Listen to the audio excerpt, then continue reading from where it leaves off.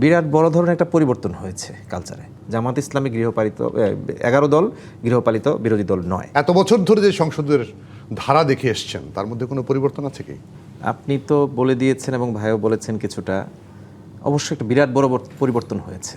মানে এই যে কালচারের একটা ভয়াবহতা ছিল যেটা তুলেছে, মুখ দেখা দেখি হচ্ছে না, বা আবার এটাও বলার সুযোগ নাই যে এক পক্ষ ইচ্ছা করে করছে না, মানে ওই পরিস্থিতিতে তাকে ফেলা হতো।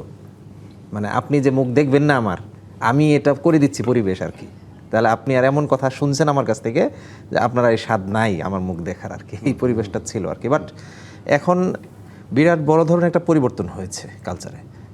আমরা কথা বলছি এবং সংসদ নেতা বিরোধী দল নেতা উভয়ই কিন্তু প্রথম দিনের যে বক্তব্যটা দিয়েছে সেটা থেকেই ক্লিয়ার হয়ে যাওয়ার কথা জাতির কাছে যে তারা কি চাচ্ছেন।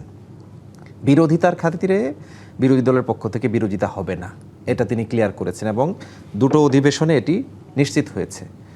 অনেকগুলো বিলে জাতির স্বার্থে প্রয়োজনে আমরা একমত হয়েছি, সর্বসম্মতিক্রমে বিলগুলো পাশ হয়েছে।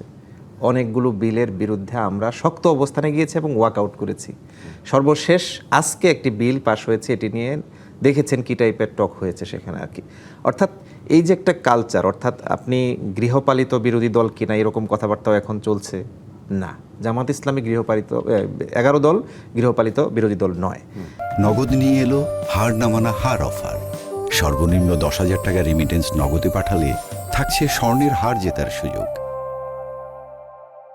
তারা যৌক্তিক সমালোচনার জায়গায় সমালোচনা করছে এবং প্রয়োজনে কঠোর হতেও তারা পিছপা হচ্ছে না।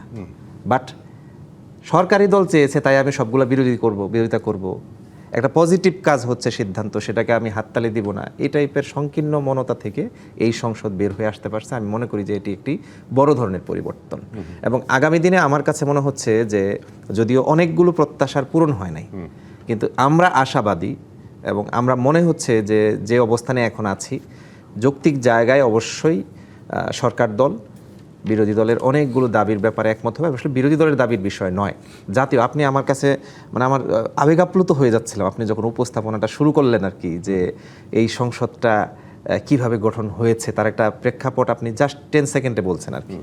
মানে আমি ওই 10 সেকেন্ডের মধ্যে আবেগাপ্লুত হয়ে যাচ্ছিলাম যে এভাবে একটি চিন্তাধারা শেষ হয়ে যাবে, নিঃশেষ হয়ে যাবে, এটা মেনে নেওয়া যায়?